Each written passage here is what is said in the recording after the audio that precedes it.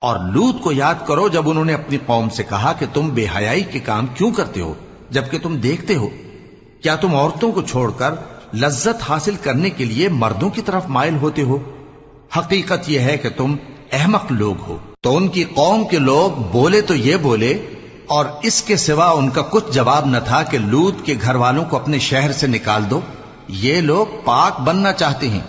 تو ہم نے ان کو اور ان کے گھر والوں کو نجات دی مگر ان کی بیوی کہ اس کی نسبت ہم نے مقرر کر رکھا تھا کہ وہ پیچھے رہنے والوں میں ہوگی۔ اور ہم نے ان پر مے برسایا، سو جو مے ان لوگوں پر برسا جن کو متنبع کر دیا گیا تھا برا تھا۔ کہہ دو کہ سب تعریف اللہ ہی کے لیے ہے اور اس کے ان بندوں پر سلام ہے جس کو اس نے منتخب فرمایا۔ بھلا اللہ بہتر ہے یا وہ جن کو یہ اس کا شریک بناتے ہیں؟